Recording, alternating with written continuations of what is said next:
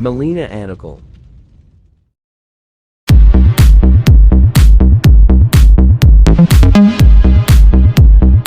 Hello everyone! I'm here again, Melina Anical.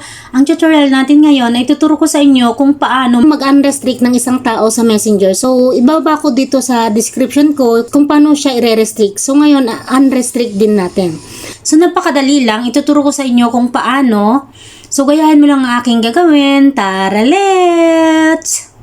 So, punta ka lang dito sa Messenger. Kung nakita mo itong binibilguan ko, punta ka lang dyan. So, i-press natin. So, ngayon mag-unrestrict tayo yung dati. So, ito yung pamangkin ko. Kung nakita nyo ito, itong maliit na I na nasa right side. So, punta ka lang dyan. So, i-press natin. Tapos, scroll up mo lang siya. Scroll up. Hanapin mo yung restrict. Kung makita nyo itong restrict, so, i-press mo lang to. Press natin.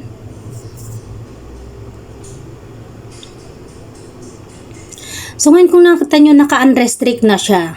So, tignan natin sa, inbox natin kung meron pa siya sa inbox natin. So, isa-search natin ang kanyang pangalan. Search natin ang kanyang pangalan. Jeveline. So, kung makita nyo, hindi na natin siya ma-search kasi nasa restrict siya. So, kung nakita nyo, hindi natin ma-search ang kanyang pangalan. So, wala na siya. Hindi mo siya ma-search dito sa Messenger unless kung siya i-unrestrict mo siya para ma-search mo siya dito sa Messenger. So, ngayon, ang gawin natin, kung nakita mo yung tatlong guhit na nasa left side, yung nilalagyan ko ng arrow, punta ka lang doon. So, i-press natin.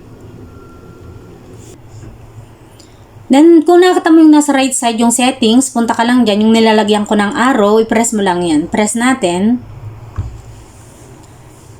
Tapos, scroll up mo lang, hanapin mo yung privacy and safety. Kung nakita mo itong nilalagyan ko ng arrow, punta ka lang dyan. Press natin.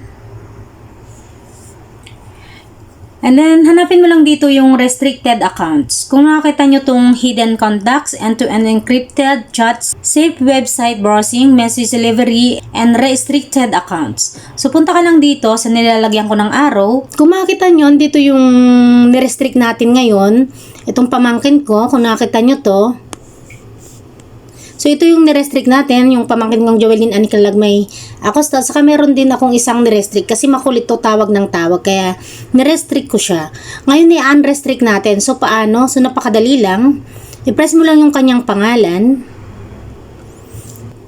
Kung makita mo itong unrestrict, i-press mo lang to para makabalik siya dun sa inbox mo sa Messenger. So, i-unrestrict natin. Kung nakita nyo yun, unrestricting. Ngayon, nandito na siya sa Messenger. So, press mo yung arrow na nasa taas. Then, balik ulit tayo sa inbox ng ating Messenger. Nakita nyo to. Ngayon, isi-search natin siya. Search natin. So, i-search natin yung pangalan niya. So, kanina, hindi natin siya ma-search. Ngayon, isi-search na natin. So, kung nakita nyo, nandito na siya.